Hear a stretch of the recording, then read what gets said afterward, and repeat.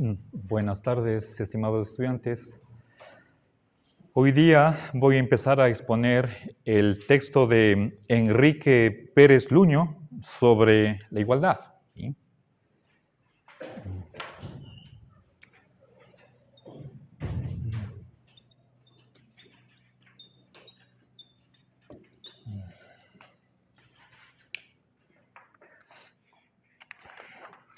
A ver, este texto es diría yo, el más denso, el más rico en detalles, en datos, muchísimos nombres.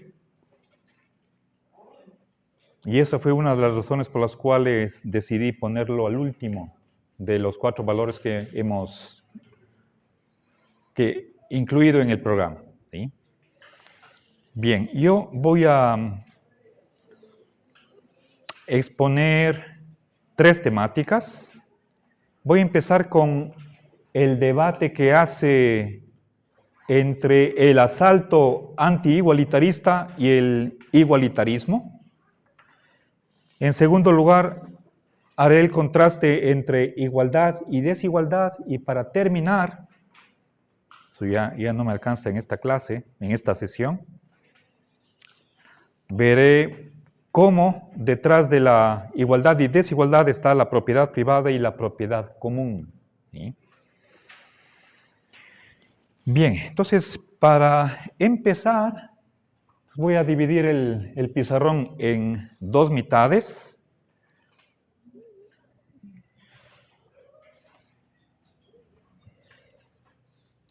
En la mano izquierda voy a poner el anti-igualitarismo. ¿Sí?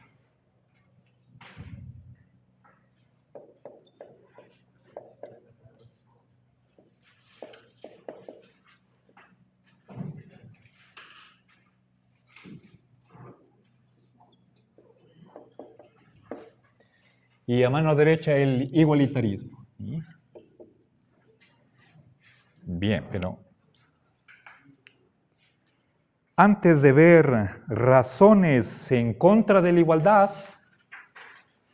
quiero presentar cuál es el propósito que nos da el autor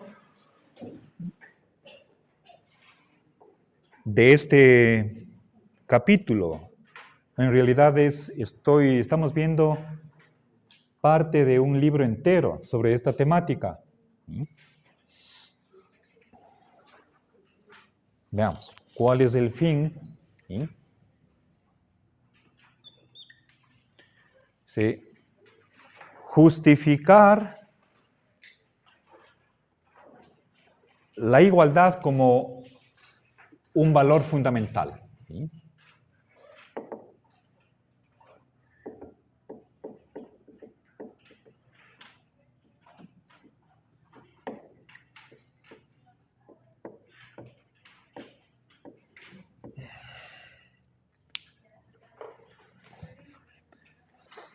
A ver, quiero ver si es que es un valor o el valor. Denme un minutito. A ver si ustedes me ayudan a encontrarles.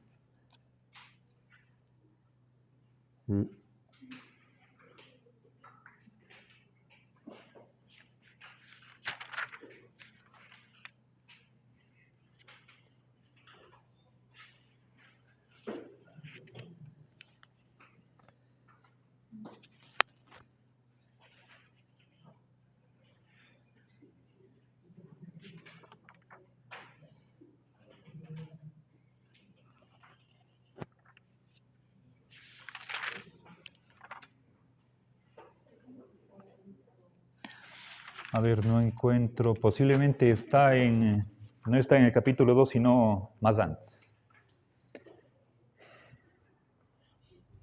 Bien.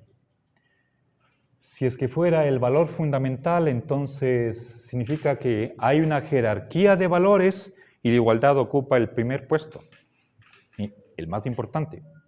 Eso le convertiría en el sumo bien,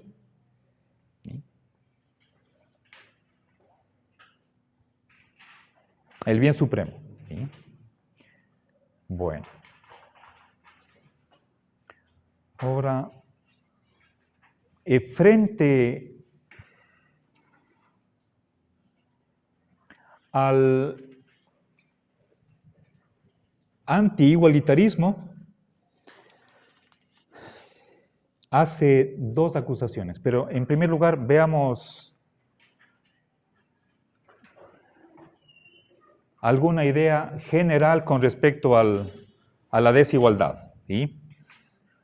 Y Pérez Luño menciona aquí el marxismo.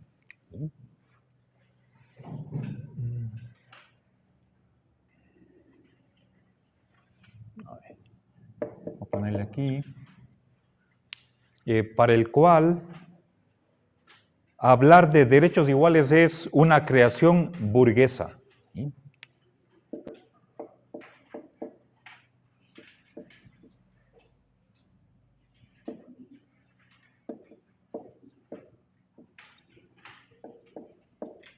Voy a explicar esto, es importante. ¿Sí?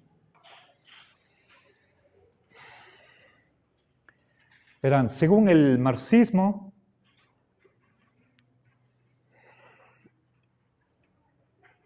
la sociedad está dividida en clases, excepto una primera etapa de comunismo primitivo y la etapa final de la historia, que nuevamente será el comunismo. ¿Sí? En el comunismo hay igualdad. En el resto de sociedades hay división de clases. ¿Sí? Según el marxismo, principalmente una clase social está definida por si posee o no los medios de producción. Los propietarios de los medios de producción son la clase dominante y los desposeídos son los dominados. ¿Sí? Nosotros vivimos actualmente en un sistema capitalista. Tenemos fábricas, tenemos trabajadores. La sociedad no es uniforme. Hay lucha de clases. Eso es definitorio de la historia humana. La historia no es una cuestión de paz, sino de guerras, de conflictos.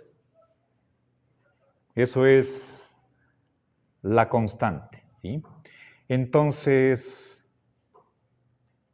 el hablar de igualdad cuando somos desiguales es tergiversar la realidad. ¿Sí? Entonces, los individuos somos desiguales. ¿Sí?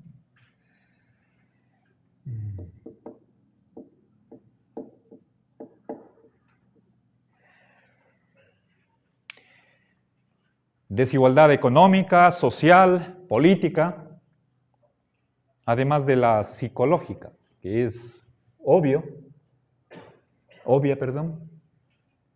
Entonces,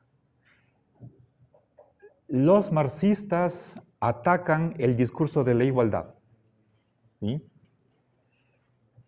Bien. Igualdad la habrá en el futuro, cuando se hayan eliminado las clases sociales y por lo tanto la propiedad privada. Bien, pero actualmente no podemos pensar de modo distinto. ¿Sí? Bien. Pensemos en la Revolución Francesa. 3 valores: ¿sí? Libertad, igualdad, fraternidad.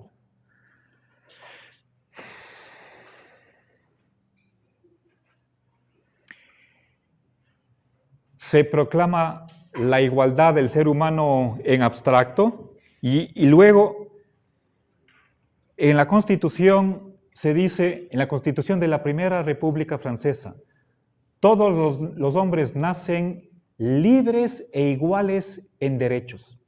Nacen y permanecen durante toda la vida, libres e iguales en derechos. Eso está en la Constitución de 1791. Para los marxistas, eso es un engaño. Ni nacemos ni permanecemos durante la vida iguales. ¿Sí? Entonces, eso es una ilusión. Unos tienen la fortuna de nacer en una cama de oro, otros no. ¿Sí? Bien, entonces, ¿a quiénes les interesa hablar de la igualdad? A la clase dominante. Pero esa es una ideología. ¿Sí? Ok, no es un reflejo de lo que sucede en la realidad. Bueno, habría que añadir otras corrientes más, inmediatamente voy a hacer eso.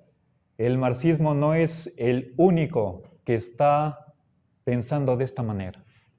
¿Sí? Ahora, frente a esta idea, veamos qué piensa Enrique Pérez Luño. Bueno, las ideas de él voy a ponerlas acá a mano derecha. ¿Sí? Todo lo que comento está sacado del capítulo 2. ¿Sí? A ver, básicamente Pérez Luño critica dos cosas. Por una parte, que una visión anti-igualitarista está a favor de la mantención del statu quo. ¿Sí?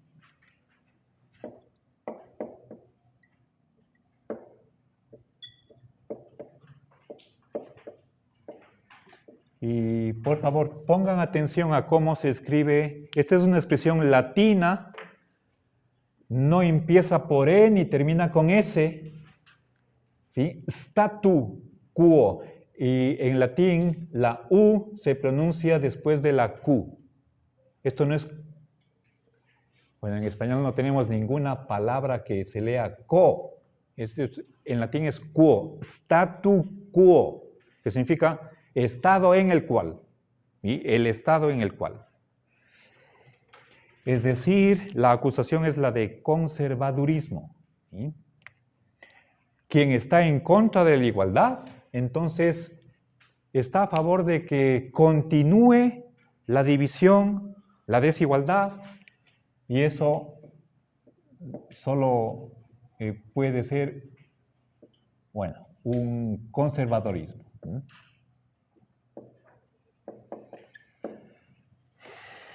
Los que se oponen al cambio, al progreso, ¿sí? O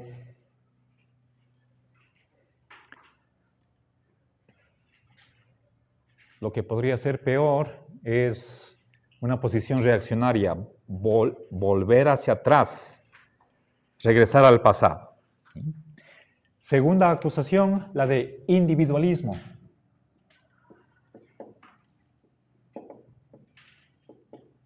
¿Sí?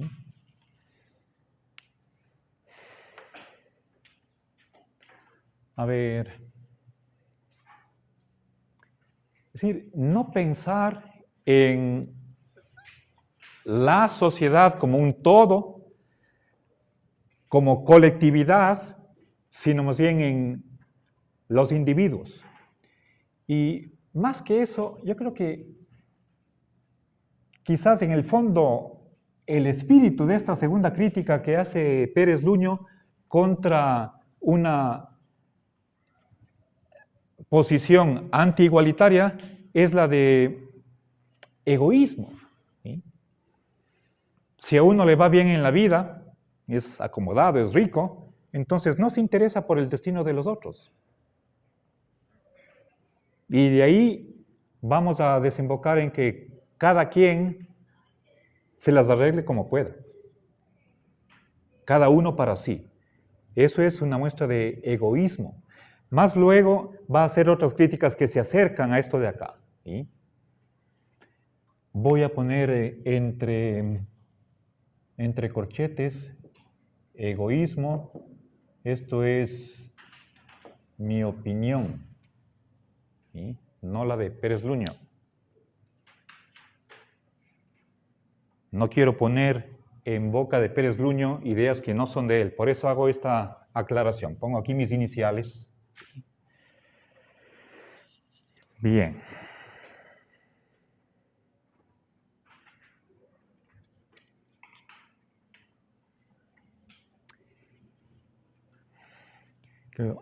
Yo personalmente estoy a la expectativa de qué hará nuestro nuevo presidente. Hay la petición de si como Estado va a exigir que los ricos paguen impuestos que están debiendo al Estado. ¿Sí?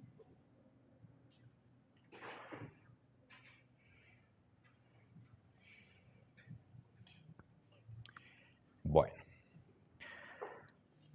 voy a mencionar 3 razones de que se pueden lanzar desde este ángulo anti-igualitarista. ¿Sí? El empleo de esta palabra es bien pensada, ¿sí? Alguien que defienda la desigualdad es como un asaltante. ¿Sí? Obviamente, esta palabra es lanzada desde esta óptica. ¿Sí? Nos quitan la igualdad y nos dan razones para eso. ¿Ya? Bien. Avancemos. Primera razón, económica. ¿Sí? Que la igualdad está en conflicto con la libertad. ¿Sí? A ver. Conflicto voy a simbolizar con un par de espadas. ¿Sí? ¿Sí? Para que simbolice ahí una batalla. ¿Sí? En conflicto con la libertad. ¿Okay? Esto lo hemos visto ya en Nozick, cuando cree que el hecho de que el Estado cobre impuestos para hacer obra social, para ofrecer servicios públicos, es obligar a que la gente, a la fuerza, trabaje para beneficiar a otros. Eso es esclavización, ¿sí?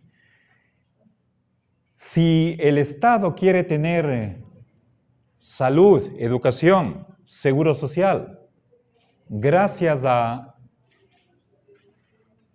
financiar esos servicios por los impuestos, entonces está obligando a la gente, a la fuerza, a que trabaje un determinado número de horas para otros. ¿Sí? Entonces, está quitando libertad. ¿Sí? Bien, aquí se habla de incompatibilidad, y esa es esta idea de las espadas, ¿sí? Que no pueden conciliarse estos dos valores. ¿Qué es más importante? La libertad. Y por lo tanto, no debería reducirse o quitar la libertad en aras de un supuesto valor superior. ¿Sí? Bien, ese es el pensamiento de los neoliberales. ¿Sí?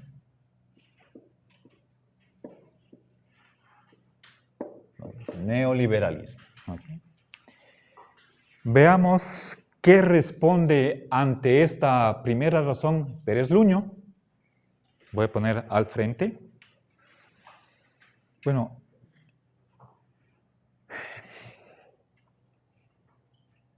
negar esta incompatibilidad. ¿Sí? O sea, se puede o debería aspirarse a tener igual libertad. ¿Sí?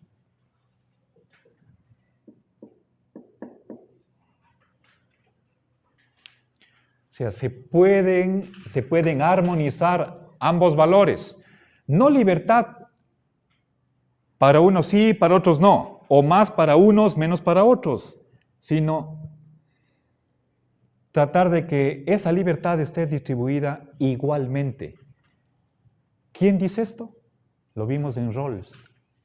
Primer principio de la justicia, que cada uno debería gozar de del sistema de máxima libertad que sea compatible con igual libertad para los demás.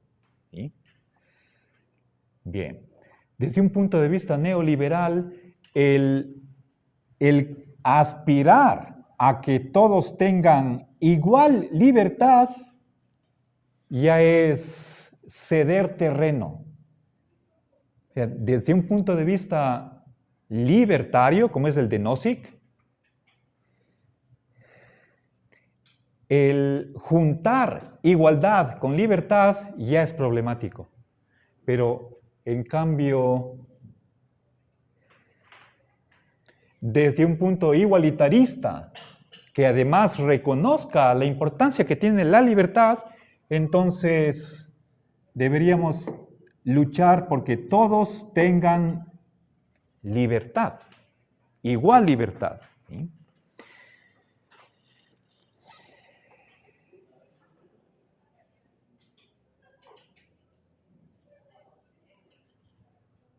A ver. Bien, esta idea la dice Kant. ¿Sí? Voy a abreviar simplemente con la K. ¿Sí? Bueno, el autor es Kant, por si acaso no hayan oído hablar de este filósofo. Es alemán de finales del siglo XVIII.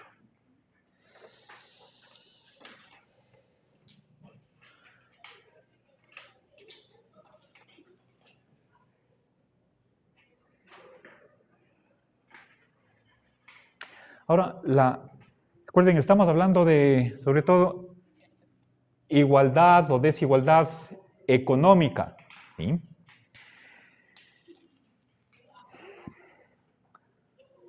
Ahora, en la réplica que Pérez Luño hace contra esta primera razón, menciona a Marx. ¿Sí? Entonces, por favor, les pido que pongan atención. Acá se mencionó al marxismo, que da una razón en contra de la igualdad. Acá está a favor de la igualdad. Un mismo autor o corriente tiene cosas a favor de la igualdad y en contra. ¿Sí? Pondrán atención a eso, por favor. ¿Sí?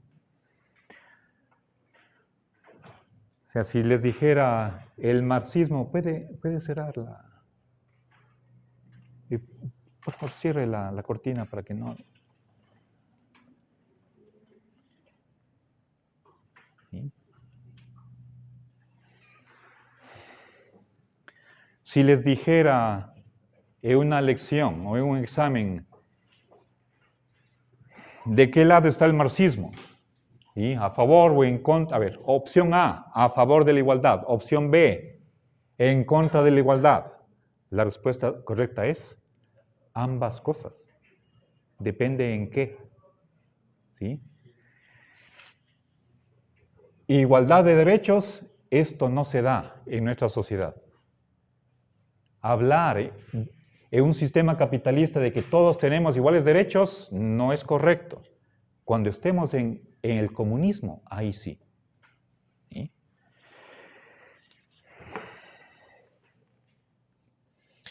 Bien, ¿qué dice Marx? Que una igualdad económica es condición necesaria para la libertad. ¿Sí? A ver, la pobreza y la ignorancia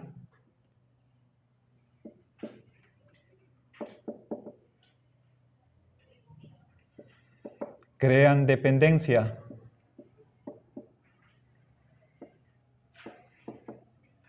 Es decir, con otras palabras, aquí la desigualdad conduce a falta de libertad.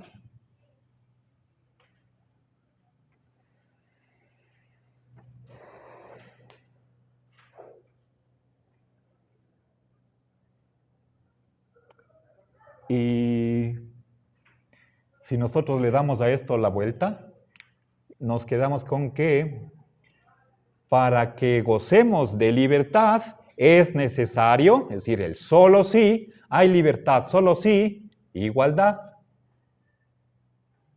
Y esto es una consecuencia lógica de lo anterior. ¿Queremos libertad? Muy bien, entonces demos condiciones materiales para todos. Recuerden el segundo valor que vimos, la libertad. Ahí había, les vimos de como 7, 9 concepciones. Una de ellas era libertad socialista. Para que el ejercicio de la libertad sea efectivo y no meramente nominal, abstracto, sino que en la realidad gocemos de libertad, y esa libertad era poder efectivo de realizar los deseos de uno. Para eso se requiere dinero, ¿sí? Que no haya ricos y pobres.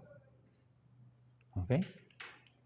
Para no tener esa consecuencia de que los ricos son más libres, los pobres menos, o simplemente no son libres.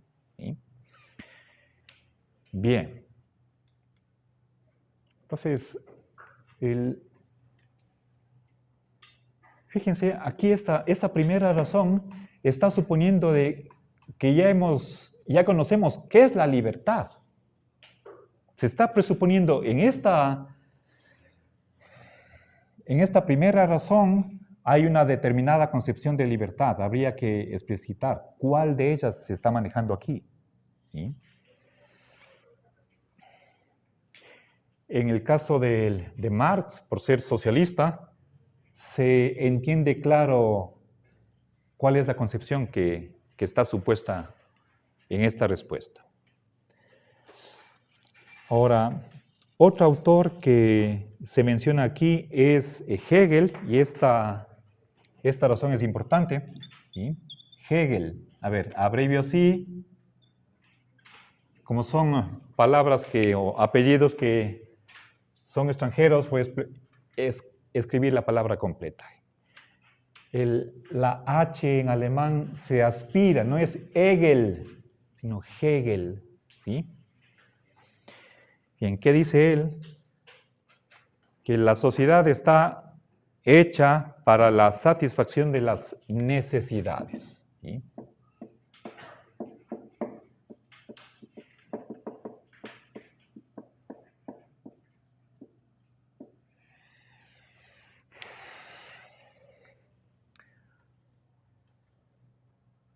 ¿Cuál es el fin de la sociedad? ¿Para qué estamos juntos? ¿Cuál es el propósito que persigue la convivencia social?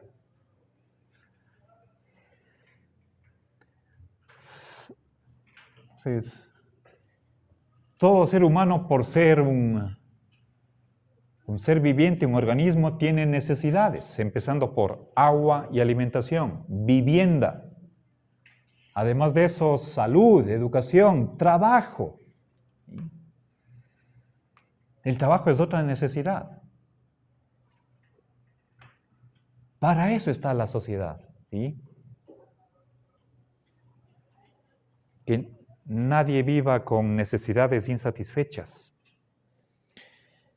Y para eso, nuevamente, se requiere una igualdad.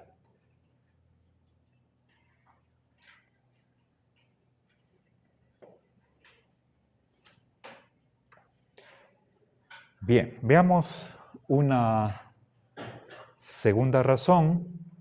¿Sí? Dejo aquí unas líneas en blanco para que la crítica, bueno, aquí he mencionado 3 autores contra esta primera razón. ¿Sí? Una razón en contra de la igualdad y 3 respuestas a la misma razón. ¿Sí? Bien.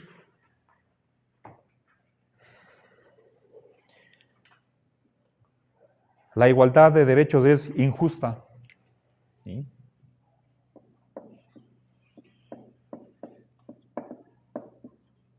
A ver.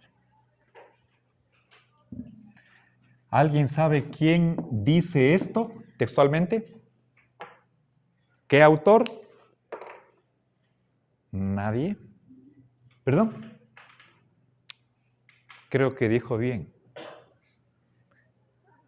¿Dijo Nietzsche? Correcto. ¿Sí?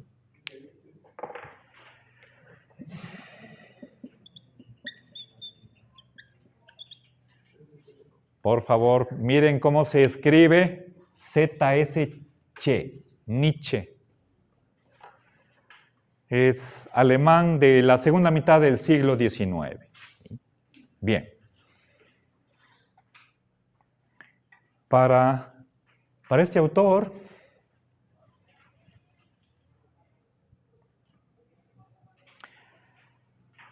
en la sociedad hay dos castas. ¿Sí?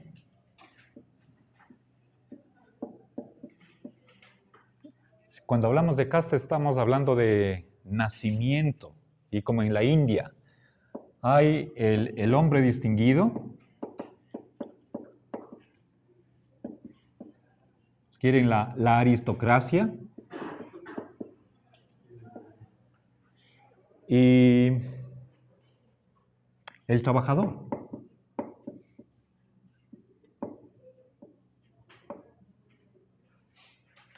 Bueno, deberíamos, a ver, acá el mencionar otro grupo de personas sobre los cuales se vuelca el odio de Nietzsche, como son los enfermos, viejos.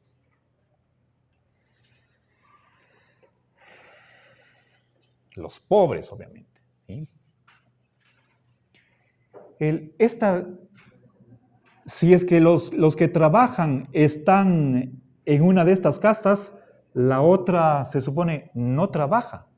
Es como ese pensamiento de una sociedad esclavista, amo y esclavo. El trabajo denigra y no es suficientemente digno de un hombre libre. ¿Sí? Bien. Obviamente aquí Nietzsche habla del superhombre. ¿Sí?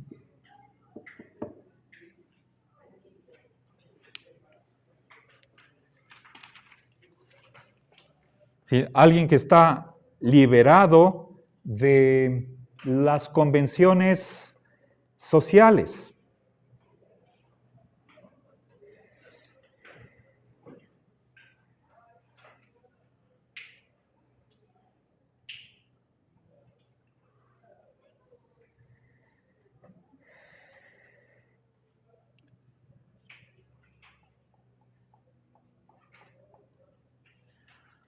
A ver, Nietzsche habla de dos morales, la moral de los señores y la moral de los esclavos.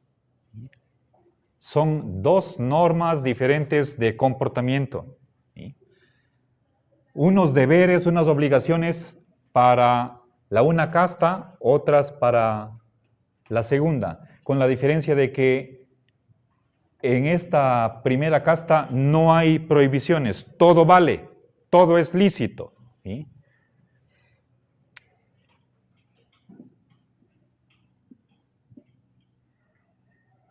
Acá arriba todo vale, pero para ellos, para el hombre distinguido, ¿sí? La ha de autorizado. ¿Sí?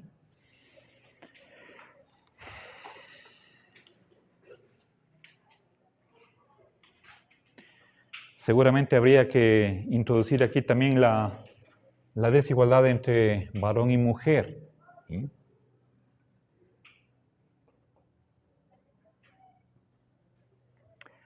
No resisto la tentación de decir que para Nietzsche la mujer es el descanso del guerrero. Bueno. Veamos qué piensa Pérez Luño sobre este autor. Esta segunda razón es filosófica. ¿Sí? Aquí estamos hablando de la élite.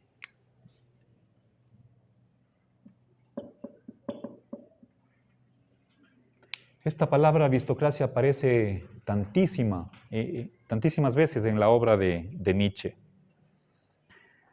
Obviamente está en contra del socialismo.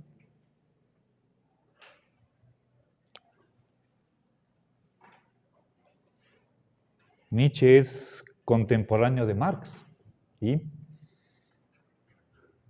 Seguramente conoce muy de cerca a los movimientos obreros, socialistas en Alemania.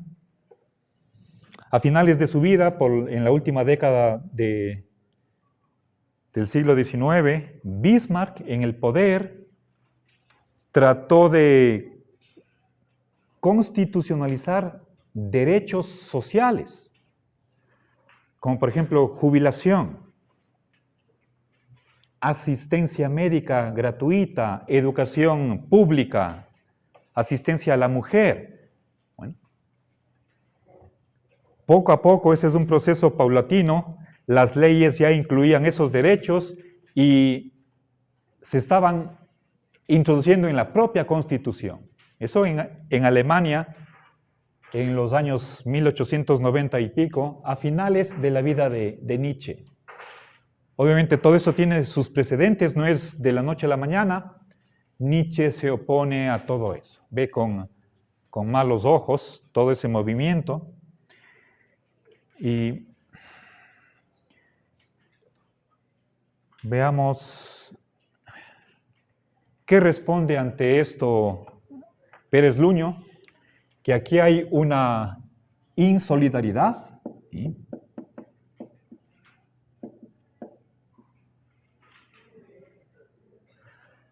Esto puede ser con un reflejo de esta concepción individualista. ¿Sí? O sea, ser indiferente, frío ante el sufrimiento ajeno.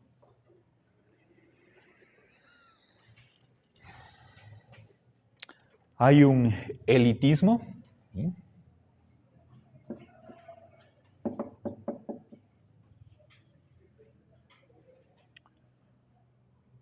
¿Sí? Defensa de los privilegios. No es el único. ¿Sí?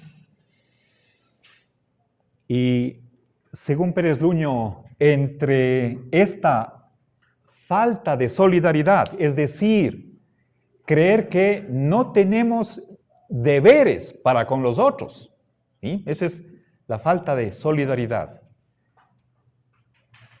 O sea, desde una visión individualista, lo que uno es, se lo debe a sí mismo. Cada quien forja su propia vida sin deber nada a nadie. Y por lo tanto, no tenemos ese deber de ayudar, a contribuir, que los otros también vivan bien, sean felices. ¿Sí?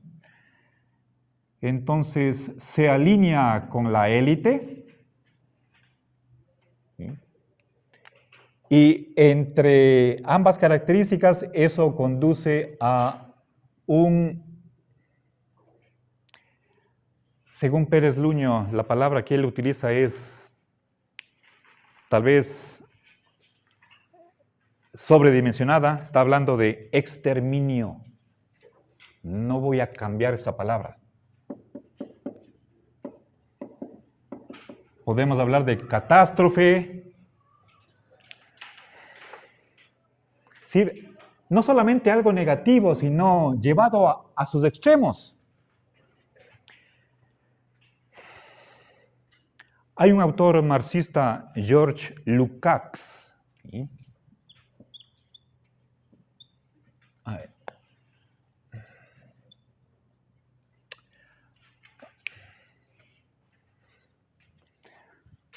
Perdón, debe ser así. Lukács. Él tiene un texto que se titula El asalto a la razón. ¿Sí? La misma palabra que aquí utiliza Pérez Luño, asalto anti-igualitario. El capítulo 3, son unas 70 páginas, está dedicado al análisis de la filosofía de Nietzsche. Y allí, una de las conclusiones que saca Lukács en base a citas textuales de la obra nietzscheana es la de que fue un predecesor, un antecedente de Hitler, del Holocausto. Entonces, si pensamos en eso, Creo que esta palabra no es exagerada. ¿Sí? 5 millones de judíos exterminados, eso es precisamente, seguramente aquello en lo que está pensando Pérez Luño. ¿Sí?